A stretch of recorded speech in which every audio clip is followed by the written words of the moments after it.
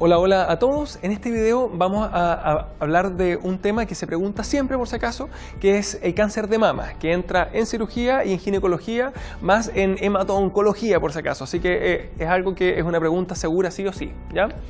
Ahora, en Chile actualmente la causa más frecuente de muerte por cáncer en mujeres es justamente el cáncer de mama, seguido luego del cáncer gástrico y luego el cáncer de pulmón, ¿ya?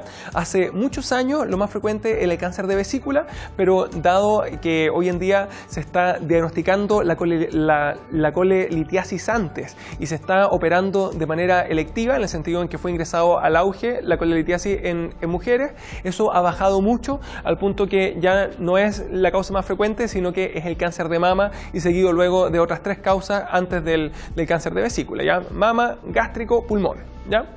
Ahora, el cáncer de mama en una mujer que no tiene ningún síntoma se estudia con screening, ya que el examen es la mamografía, que por regla general se hace de manera anual, aunque la guía MinSal dice que se puede hacer de manera bianual sin ningún problema y la evidencia aporta esto hasta cierto nivel, por si acaso, ¿ya? Así que puede ser o anual o bianual y ambos son respuestas correctas, ¿ya?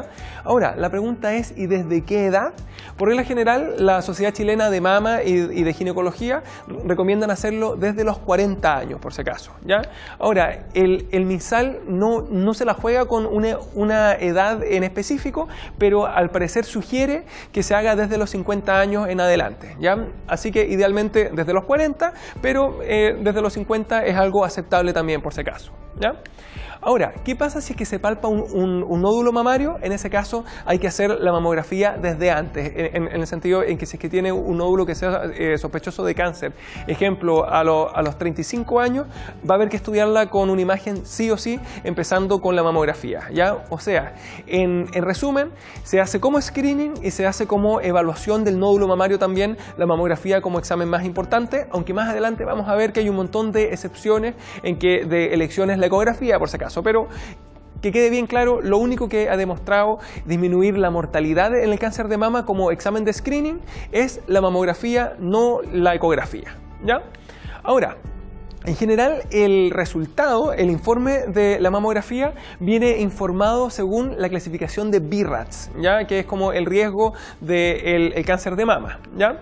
Y en general este BI-RADS va del 1 al 5 y eventualmente hay algunas personas que hablan del BI-RADS 6 también, ¿ya?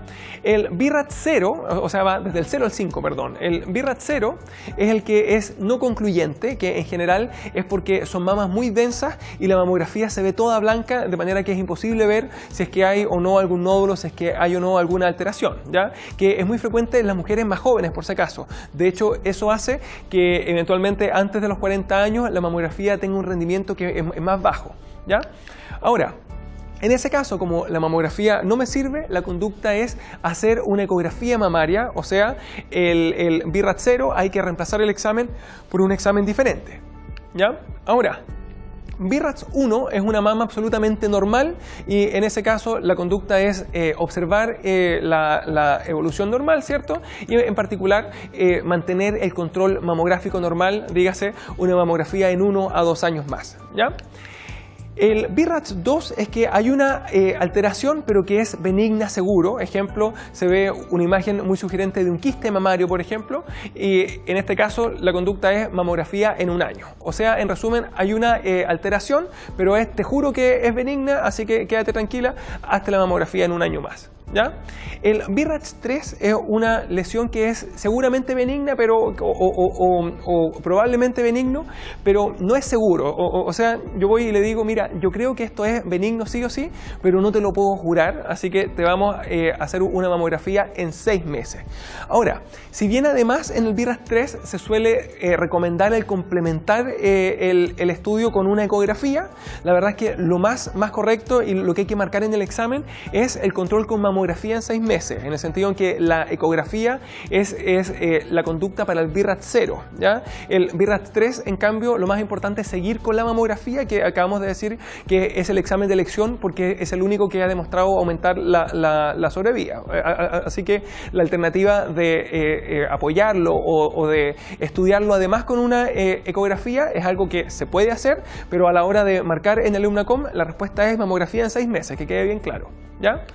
El BRAF4, en cambio, es una lesión sospechosa de cáncer, que en resumen puede ser benigno, pero hay que descartar un cáncer sí o sí, así que lo vamos a biopsiar y en este caso se hace una biopsia de tipo histológica, habitualmente con una aguja gruesa, con un trucut. De ahí vamos a ver exactamente cómo es que se toma esta biopsia, por si acaso, pero BRAF4 es sinónimo de biopsia, ¿ya?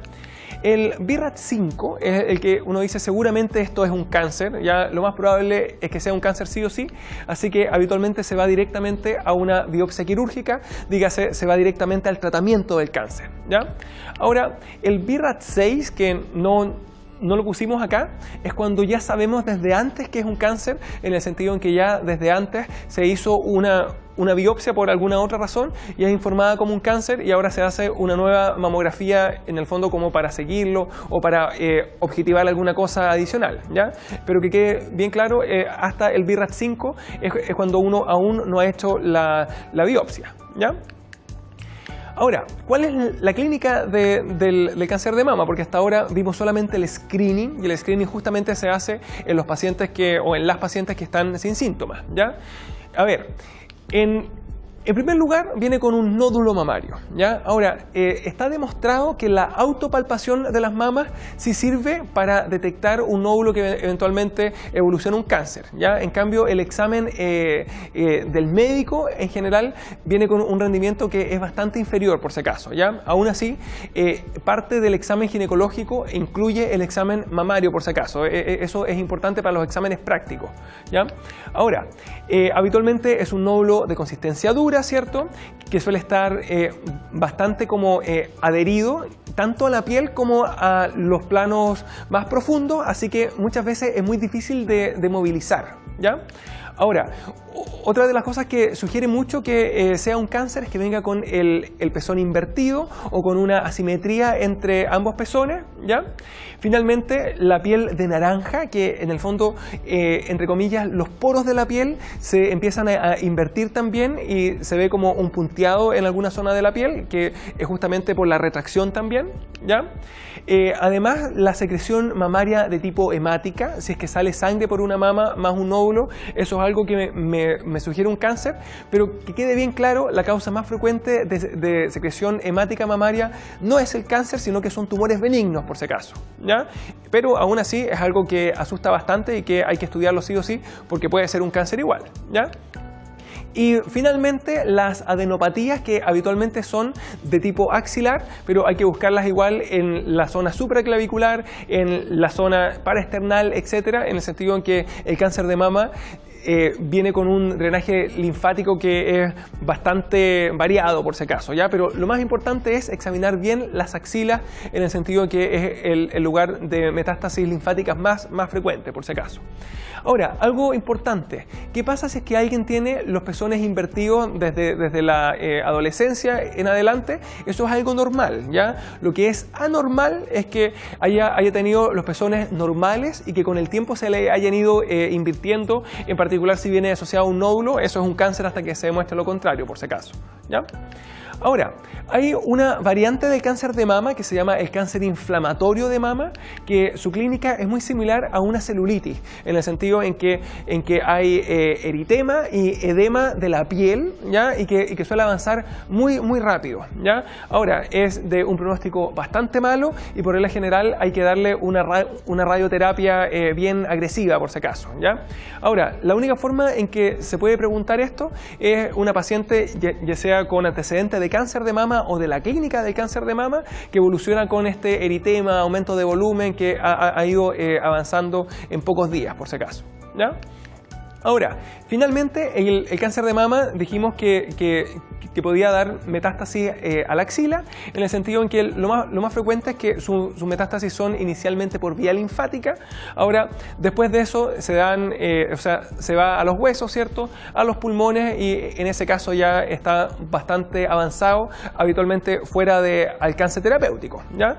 Pero en el fondo la clínica del cáncer de mama además puede venir con los síntomas de las metástasis. metástasis, dígase con los dolores óseos, con la hipercalcemia, por la metástasis ósea, ¿cierto? O bien incluso con disnea, en el sentido en que en las etapas ya más terminales, ¿cierto?, del cáncer de mama, se genera una cosa que se llama la linfangitis carcinomatosa, en la cual se empiezan a infiltrar los pulmones, ¿cierto?, y evoluciona a un cuadro de dificultad respiratoria que suele ser bastante grave, ¿ya?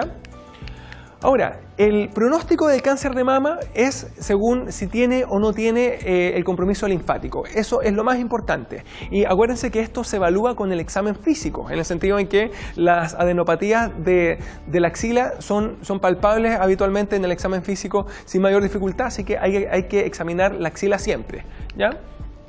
Segundo lugar, la técnica con la que se hace la biopsia en general debe ser alguna que permita una biopsia histológica, o sea, no me sirve la aguja fina, porque la aguja fina me da una biopsia citológica, hay que hacerlo con alguna otra cosa, y en general se hace con un mamótomo, que es como un dispositivo que va cortando como un pedazo del tejido, o bien con un trucut, que es algo muy similar por si acaso. Ahora, se puede hacer estereotáxica además, en el sentido en que a veces la mama es muy grande y es muy difícil el palpar el nódulo como para encontrarlo y biopsiarlo, así que se hace esto guiado por las mamografías, ¿cierto?, más un robot que va con la aguja, ¿cierto?, y llega hasta el nódulo, ¿ya? Ahora, les pongo esas tres cosas en el sentido en que se ha preguntado varias veces, una paciente se hace una mamografía que es informada como BRAF 4, o sea, viene con indicación de una biopsia y sale la conducta más indicada o más adecuada es, en la alternativa sale, por ejemplo, biopsia estereotáxica o biopsia por un mamótomo o biopsia histológica, y todas esas son respuestas correctas en el sentido que se está preguntando lo mismo, ¿ya? Ahora, hay algunos factores de riesgo que hay que conocer, ¿ya? Por un lado están los oncogenes, así que puede que venga con antecedentes familiares de cáncer de mama, ¿ya? Lo más importante son los BRCA1 y BRCA2, que son los genes del cáncer de mama. Eso significa Breast Cancer 1 y 2, ¿ya? Que además se asocian a cáncer de ovario, por si acaso. Aparte están las mutaciones del gen P53, que es un gen, no un oncogen probablemente tal, sino que es un gen supresor de los tumores, así que cuando se destruye en el fondo tiene riesgo, pero eso en verdad no importa mucho. Lo que sí importa es que hay algunos genes que se asocian al cáncer de mama, y en particular son importantes el BRCA1 y el BRCA2 en el sentido en que si es que alguien los tiene, es una indicación relativa, por si acaso, de hacerle una mastectomía bilateral de manera profiláctica, por si acaso, porque el riesgo de cáncer es muy alto, ¿ya? Ahora, finalmente, el otro grupo de los factores de riesgo, que son los que hay que saberse mejor, son todo lo que aumente los estrógenos, ¿ya? En el sentido en que los estrógenos son las hormonas que estimulan el crecimiento de la mama, ¿cierto?, la proliferación celular a nivel mamario, así que va a ser igualmente lo que tenga el riesgo de generar el cáncer, ¿ya? Ahora, de las cosas más importantes, el uso de anticonceptivos orales, el uso de terapia de reemplazo hormonal, en el sentido en que ambas cosas aportan directamente los estrógenos.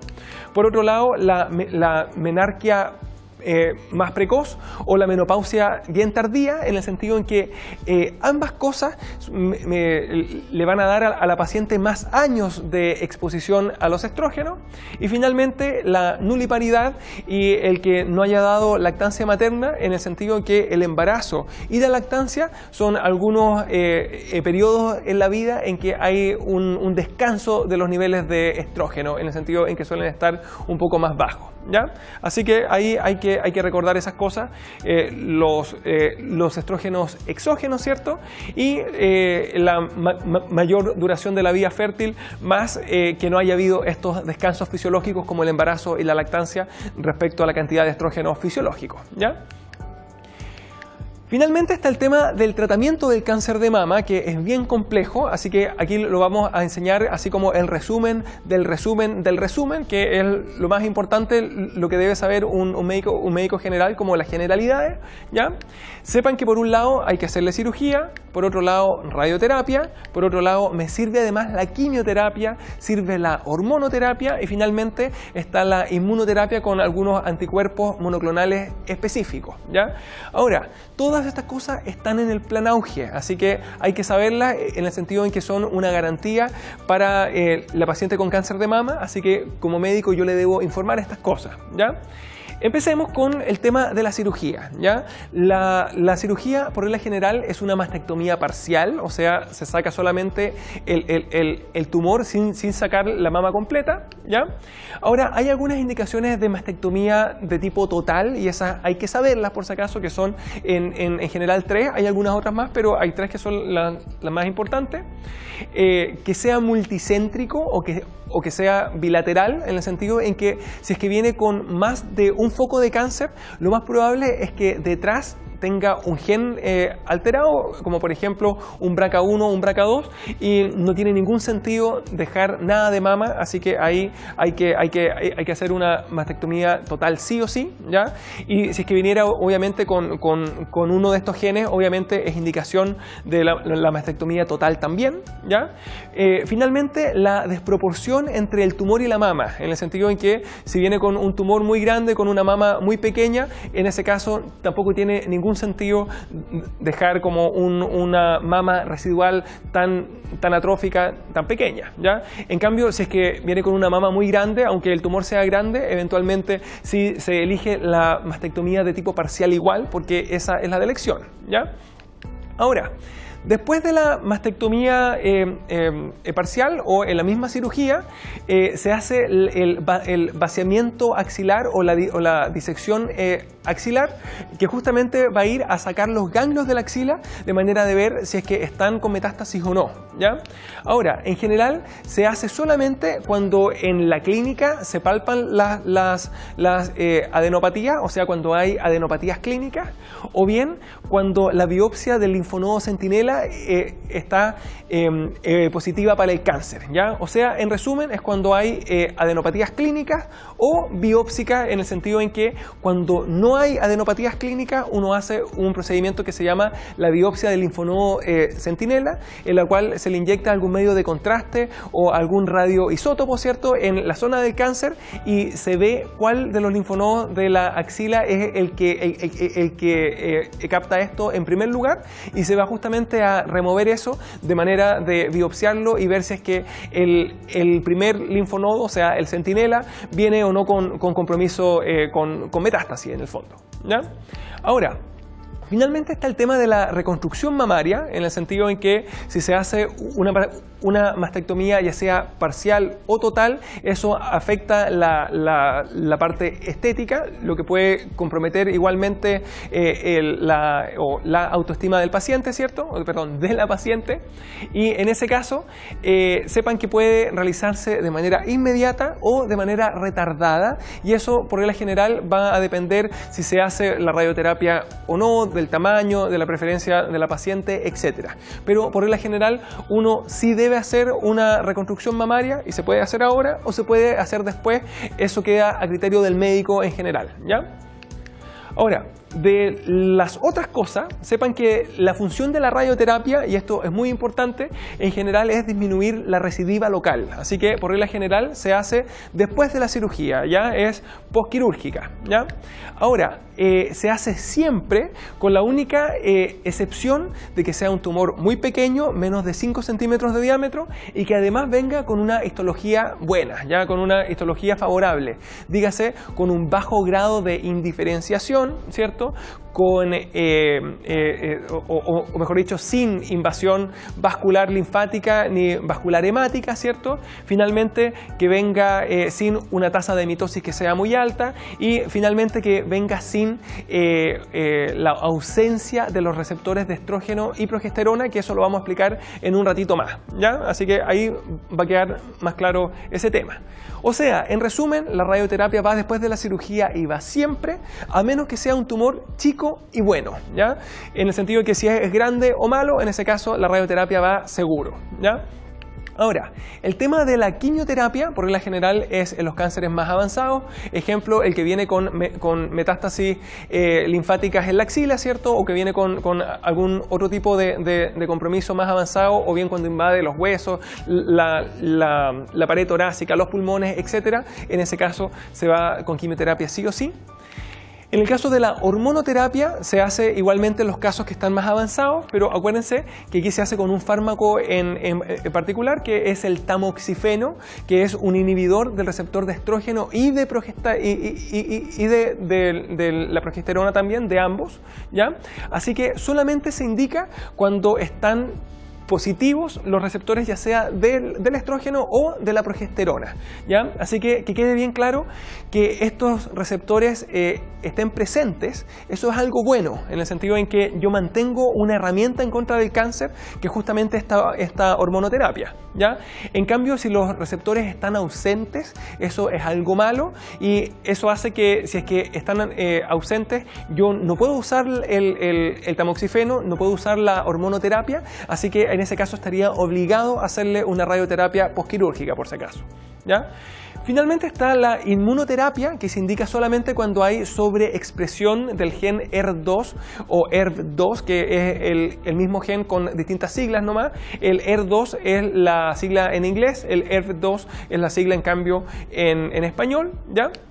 Y sepan que en este caso se usan unos anticuerpos monoclonales, ¿cierto? Que es el trastuzumab, ¿ya? Que son unos anticuerpos específicos en contra de este gen, por si acaso, ¿ya? Así que, en resumen, la cirugía hay que saber cuándo es parcial, cuándo es total. Hay que saber además cuándo hay que hacerle la disección de la axila y cuándo no.